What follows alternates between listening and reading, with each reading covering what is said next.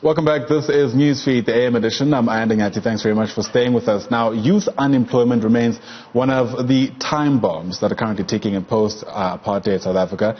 The latest labor force survey by Stats SA reveals that just over 40% of the country's youth aged between 15 and 35 are not actively engaged in work, education, or training of any sort. This means just over 8 million young people are languishing at home with nothing to do. My guest today is Prudence Mabitsela, who's the founder and managing director of Dynamic DNA, and she believes her company may offer a solution.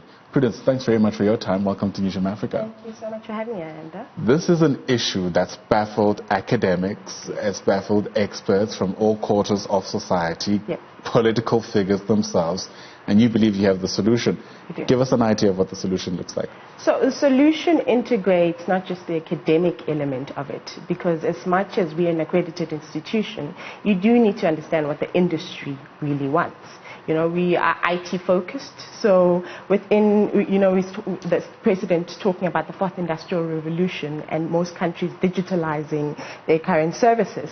It's important that companies really know where, you know, where to bridge the gap. Right. So the gap is in between academics and practicals. So we work very closely with the industry to understand where the skills gaps lie, and then we fill those skills gaps by training unemployed youth to bring them up into their talent pool.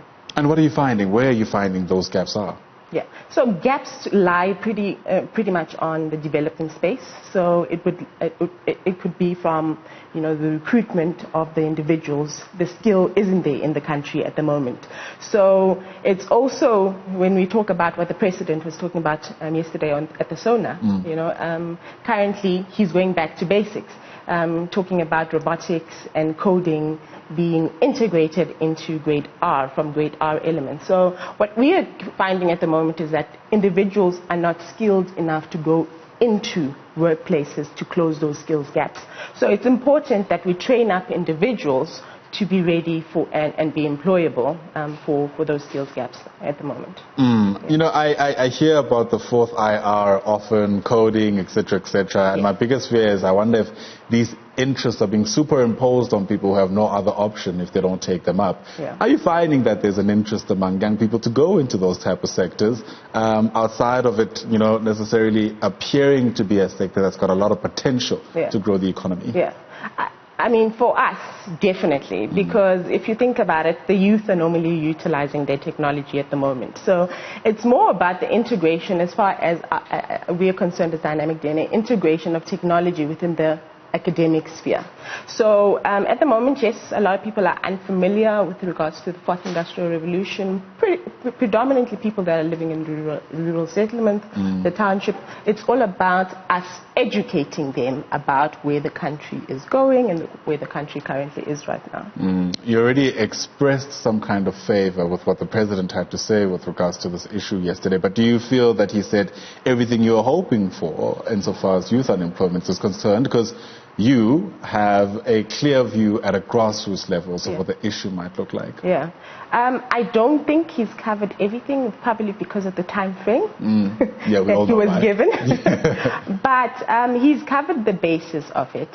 He's covered that at the moment, you know, there's the youth, the presidential youth employment intervention that is currently going to start. It is also covered something that's very important and that talks closely to what we do as Dynamic DNA, which is not only channeling people to go into employment, but also integrating that mindset of people going to entrepreneurship.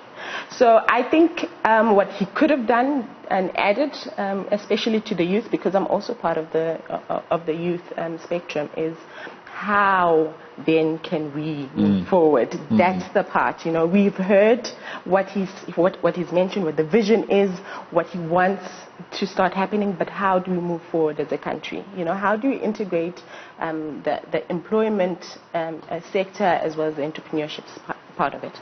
And once he outlines that how, what kind of assistance are you looking for from government? Because getting these things done needs various stakeholders, role players, so to speak. Are you looking for experts? Are you looking for people who have the political will just to support and put these things out there? What kind of assistance, particularly from governance, would help the kind of initiative you're So there's different parts to it. So it's to ensure that we have the right talent pool to go into higher education. So it's the training of the individuals from the lower part of the education spectrum. The second part is the corporates. We need support from the corporates to take on these young individuals to go into their organizations. We need a work readiness program that will enable those individuals to not only be thought as young professionals, but also as professionals who are able to go into the workplace.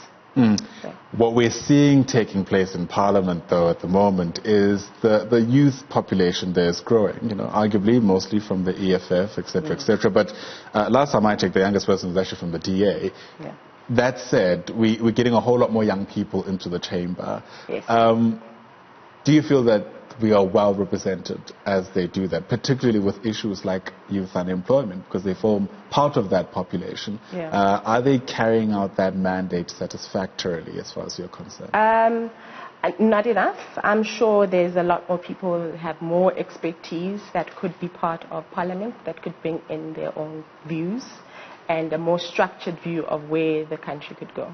All right, we'll leave it there. Thank you very much for your insights. Thank you so much, appreciate your time. That was Prudence Mabitsela, who is an MD and founder of Dynamic DNA. Thanks.